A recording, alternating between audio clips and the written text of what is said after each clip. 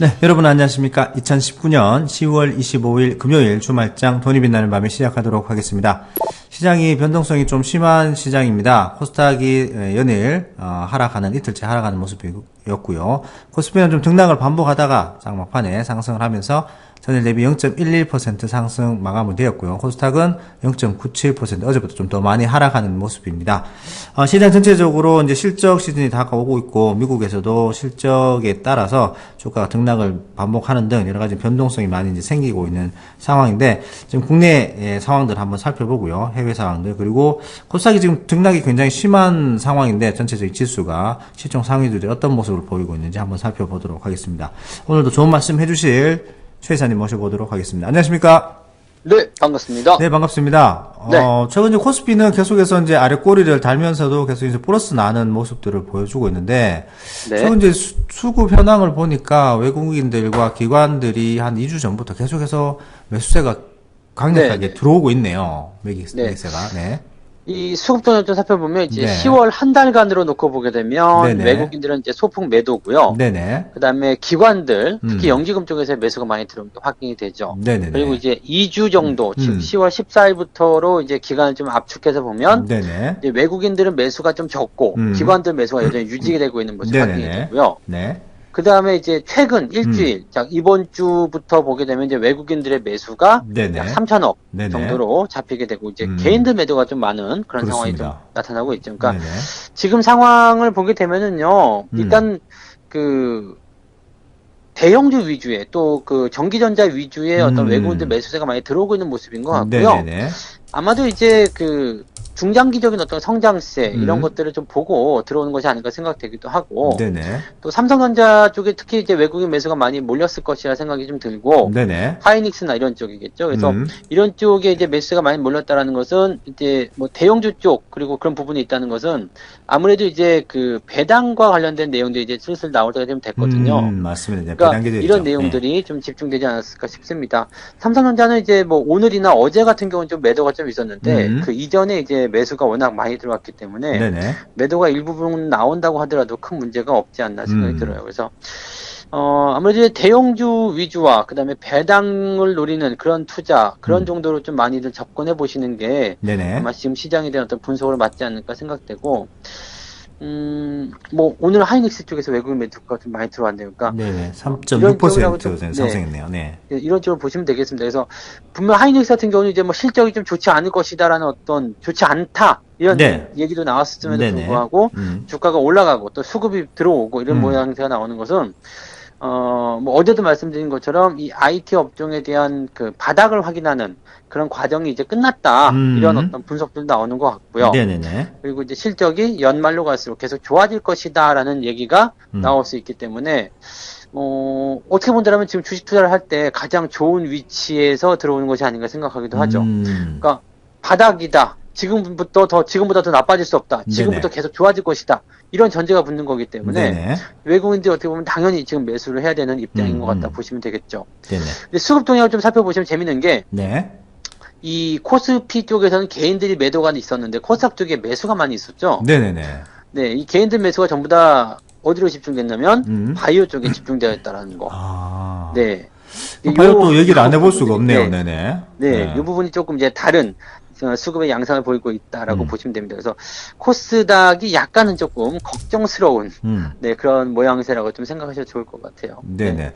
일단 뭐 코스피는 시총 상위주 워낙 이제 삼성전자, SK 비중이 크다 보니까 이 두 종목들이 이제 매수세가 많이 이제 들어오게 되면 시장이 이제 상승하는 효과가 나타나긴 하는데, 물론 이제 코스닥도 시총 상위주인 바이오주들이 잘 해주면 상승을 이제 상승 10월 초에 굉장히 상승폭이 가팔랐었죠.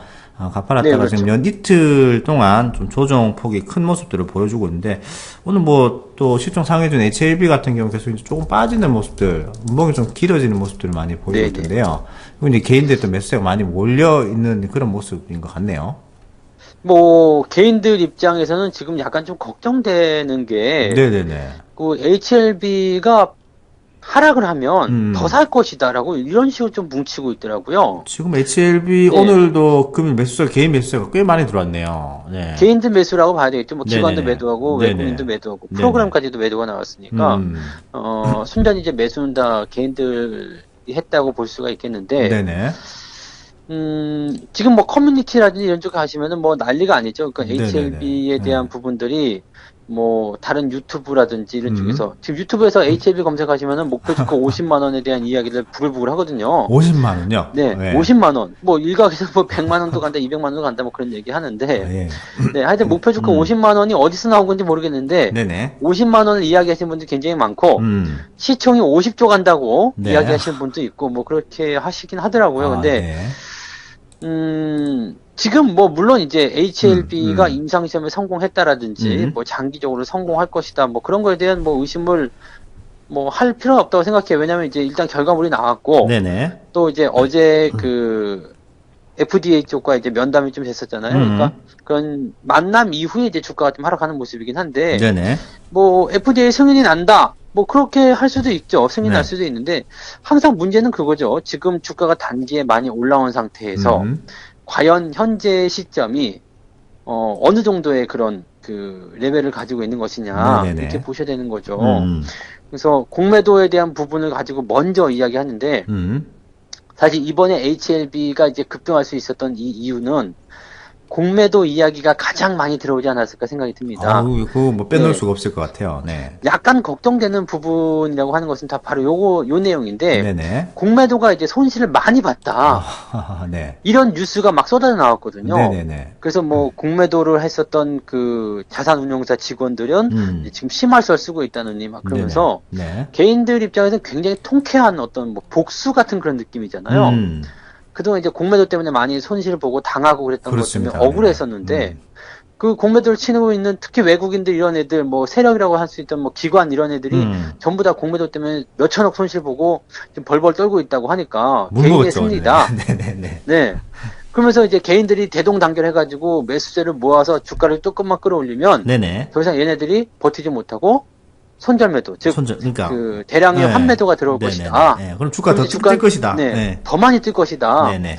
그렇게 얘기가 나오는 건데 실제적으로 제가 이제 조금 걱정했었던 거는 공매도가 그렇게 많이 나오지 않고 있다. 네네. 환매가. 네. 근데 얘네들 버티고 있다. 버티고 있다라면 개인들이 들어오는 것에 대해서는 한계가 있는 부분이고 네네네. 또 약간의 변동성만 보이더라도 확 흩어지는 그런 자금의 성격들이 있기 때문에 이렇게 지금 보시면 어제 오늘 한 번 정도 흔들어 버리니까 주가가 밑으로 쭉 빠져버리잖아요. 그렇죠. 네네. 이렇게 되면은 지금 고점에서 음. 매수하신 분들 같은 경우는 마이너스 한 30% 정도 나왔다는 얘기예요. 충분히 하죠. 오늘 16%고 어제도 장중에 한 14%까지 갔다가 그렇죠. 왔으니까. 네네네. 그럼 뭐 19만 원대 후반이라거나 20만 원대 이렇게 매수하신 분들은 마이너스 30% 나왔죠. 네네네.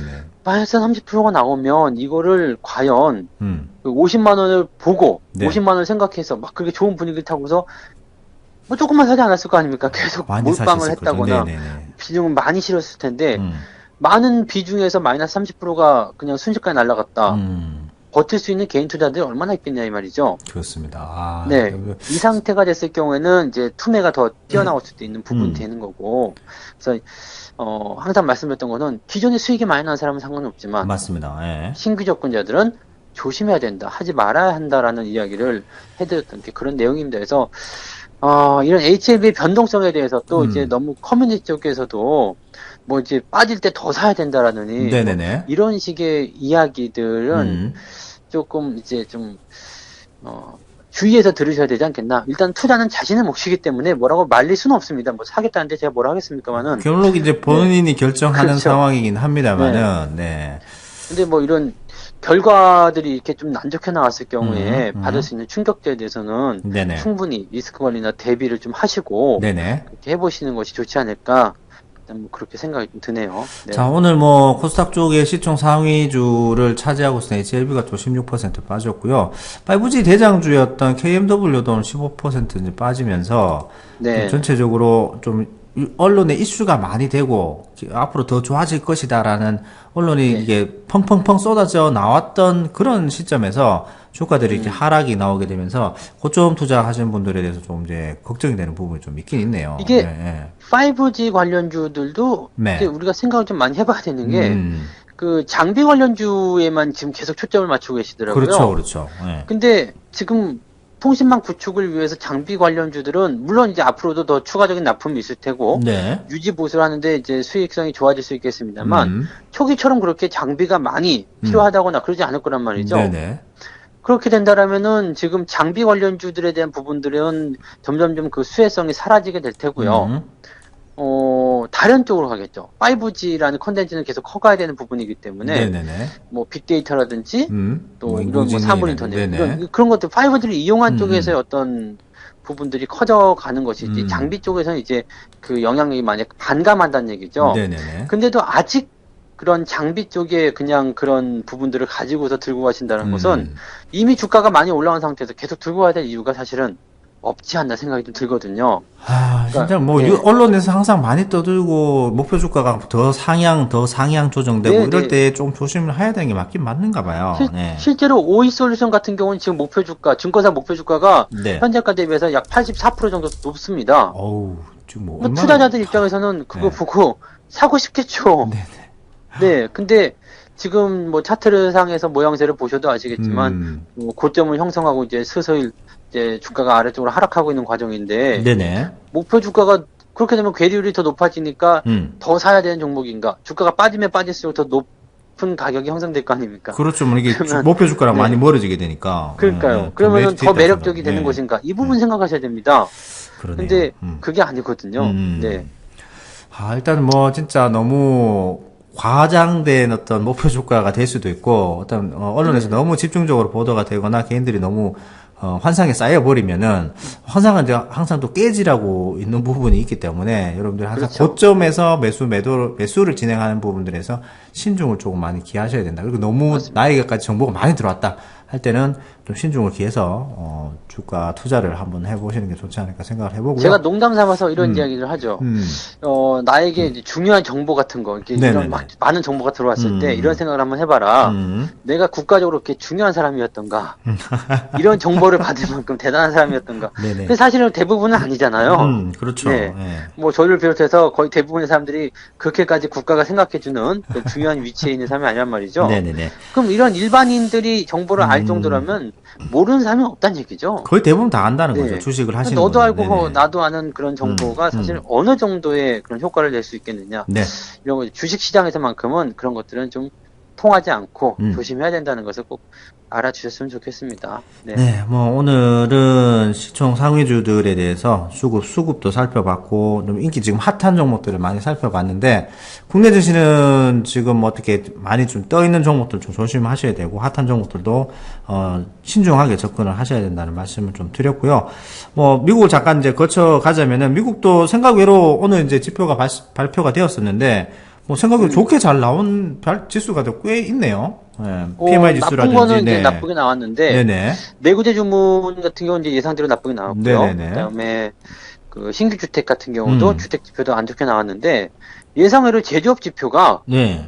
나쁠 것이다라고 했었는데 더 좋게 나와버렸어요. 저도 의외라고 생각하고 있어요. 네, 그렇게 나와버리고 네. 실업수당 청구 건수도 감소했죠. 더 늘어날 것이야 근데 줄어버렸죠. 음. 그래가지고 고용하고 제조업이 일단은 지표상에서 좋게 나와버리게 되니까 네네. 생각했던 것보다 투자 심리가 확 개선이 되는 그런 모습이 좀 나타났던 것 같아요. 네네네. 다만 이제 발목을 잡은 게 이제 기업들의 실적 쪽이었는데 여기도 뭐 등락이 많네요. 어떤 기업은 네. 굉장히 잘 나오고, 네. 이 실적 같은 경우는 이제 3M 같은 경우가 중국 쪽에서 실적이 안 좋았다. 근데 지금 보면은 중국과 연계된 기업들 대부분이 실적이 네네. 안 좋게 나오고 있어요. 자동차 회사라든지 그래서, 뭐 네, 이런 네. 회사들은, 네. 그래서 지금 보면은 그 미중 무역 분쟁에 대한 내용이 빨리 해결이 돼야지 이런 내용들이 개선이 될 것이다. 이렇게 우리가 전망을 해볼 수가 있는 상황이 된 거고요. 네네. 투자자들이 일단 그걸 알고 있기 때문에 이제 그런 것들에 대한 그 상황들을 좀 지켜보는 그런 네. 상황이 좀 됐죠. 그리고 뭐 금리 인하에 대한 가능성은 더 높아졌고요. 네네네. 일단 그렇습니다. 네. 네, 어떤 뭐 실적에 대해서 주가들이 등락을 하는 그런 모습들을 많이 보여주고 있고, 생각 외로 잘 나온 경제 지표가 있는 반면에 그렇지 못한 뭐 예상대로 좀 나빴던 경제 지표가 있는 가운데, 뭐 악재와 혼재가 각자 계속해서 좀 섞여 있는 그런 상황에서 주가가 등락을 반복하는 것 같습니다.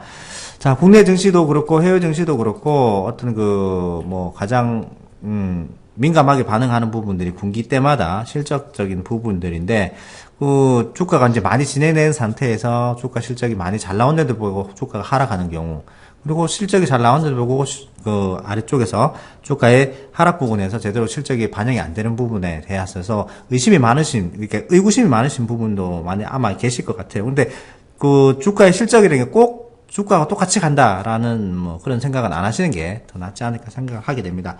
그래서 오늘 마무리 멘트는 뭐 오늘 5G도 그렇고 모든 사람들이 좋다고 하는 HLB 뭐 바이오주도 그렇고 모든 사람이 좋다고 하고 목표 주가 높은데 주가는 반대로 떨어지고 있고, 이런 것들은 그냥 있는 그대로 시세는 시세에게 물어야 되는 게 아닌가 싶습니다. 그래서 오늘 네. 마무리 멘트는 시세는 시세에게 물어라로 네. 하고 마치도록 하겠습니다.